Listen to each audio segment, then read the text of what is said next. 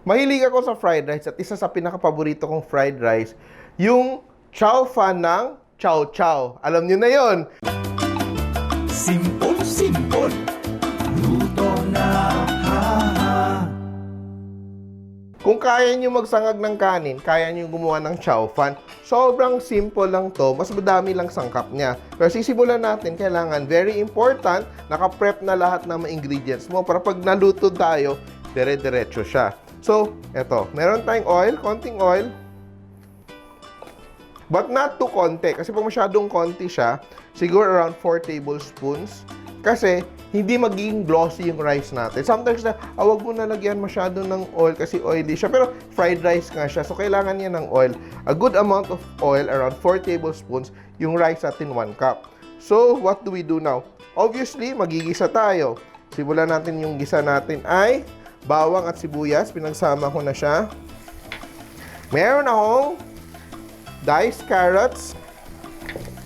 Meron akong ground pork. Pwedeng ground beef, alam na natin yan. Pwedeng chicken. Yan.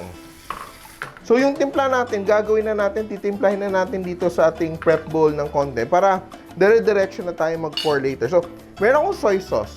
Gamit ko Silver Swan soy sauce. Lalagyan ko ng sugar. Konting sugar. Lalagyan ko ng konting vinegar. So, bakit may vinegar? Tiwala lang kayo. Trust me. Add a little bit of vinegar. Yan. Ito pa, konting grated ginger. Hindi siya minced sa grated, sobrang fino niya. Around half a teaspoon of ginger. And what do we do now? So, ito yung ground pork natin. Naluluto na. Para mabilis tayo, di ba may oil tayo sa gilid. Tatabi natin yung oil. And we have an egg. Lalagay na rin natin yung egg natin. Yan. Mix and scramble. When the egg is already cooked, yan, lalagay na rin natin yung ating rice. Look at that. So, pag naluto natin yung halos 1 cup of rice with our other ingredients, halos gagawa na tayo ng a general serving for 1 or pwede pang 2 tao.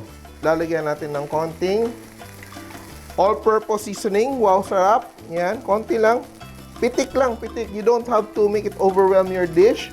A little bit of the seasoning mix, and we pour our soy mixture. Look at that. Yan, ha. So, ginagawa ko, I'm just balancing the flavors. Kaya may asim, may tamis, then yung aroma ng ating ginger. And, lalagyan natin ng, obviously, ang ating kangkong. So, yung kangkong natin kasama yung stalks.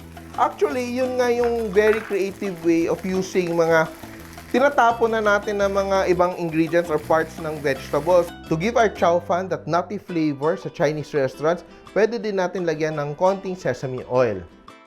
So very quickly, in 3-4 minutes, you're done. Kung prep na lahat, sobrang bilis maluto ng ating fried rice. Always remember, kaning lamig. So yung mga tira-tira nating bahaw, look at that. Oh my God. Kahit wala ng garnish.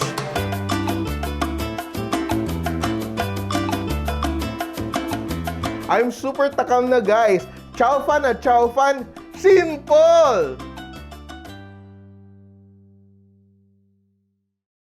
Nagustuhan niyo ba ang video na to? Please share para lalong dumaming ating mga ka-simple. And don't forget to subscribe to our Facebook, YouTube, and Instagram accounts.